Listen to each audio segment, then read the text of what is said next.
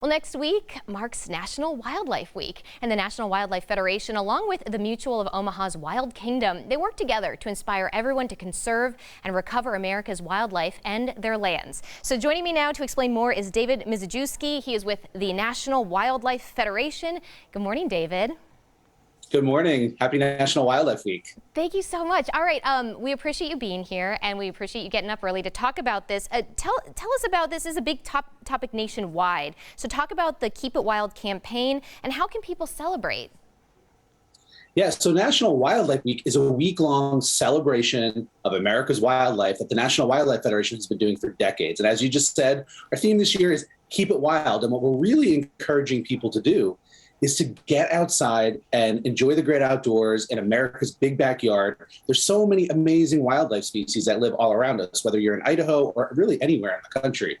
And we know at the National Wildlife Federation, just getting outdoors is a really incredible way to actually start to get engaged in the bigger picture of saving our wildlife. If you get outside and you see and enjoy, especially at this time of year, soon the migrating birds and later in the spring, the butterflies and the animals that live all around us, it can be a really great way to engage in wildlife conservation.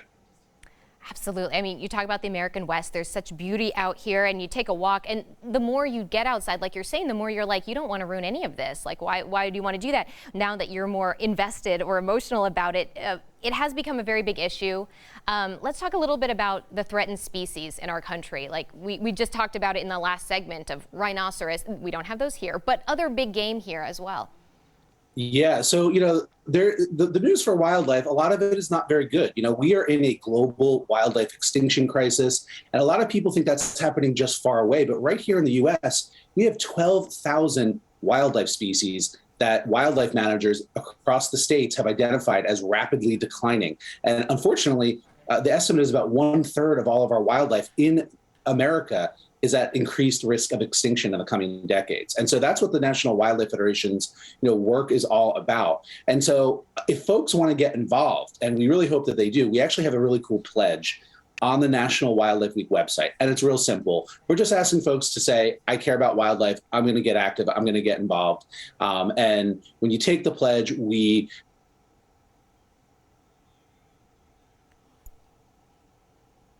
that wildlife conservation is important, but there's other things that you can do to engage in wildlife. And that is, you could plant a butterfly garden.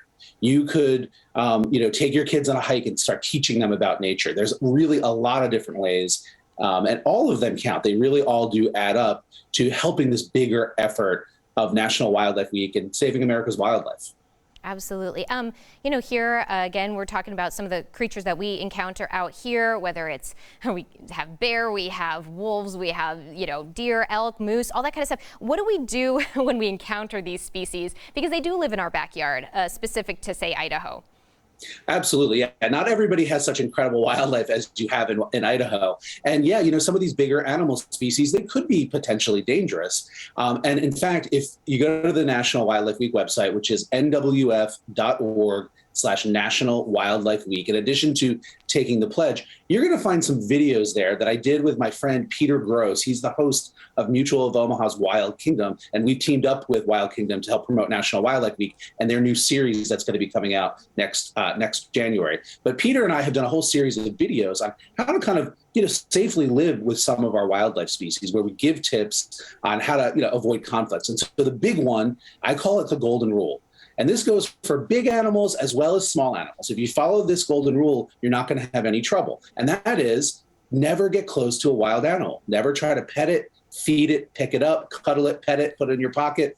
Because when we get close to wildlife, they are afraid of us and they're going to respond defensively. And that's when people get hurt. So no selfies with elk, no going up to pet the bear. If you just watch from a distance and appreciate them, everyone's going to be happy.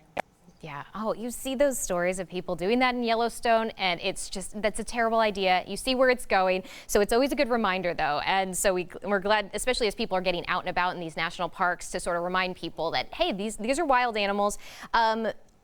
Tell people a little bit more about where they can support the campaign one more time. Where can they learn more online? Sure. Yeah. If you go to, you could just Google National Wildlife Week. or go to NWF as a National Wildlife Federation.org/National Wildlife Week. And again, we've got a great website up there, lots of ideas on how you can get involved helping wildlife. You can take the pledge, you can watch our videos on the map that we put up about all the different cool wildlife species across the country. David, thank you so much for being here with us this morning, reminding everyone about this. I think people are going to be very excited. And I know I am. All right, thanks again. We're going to turn it over now to break because we're running out of time here, but we appreciate you.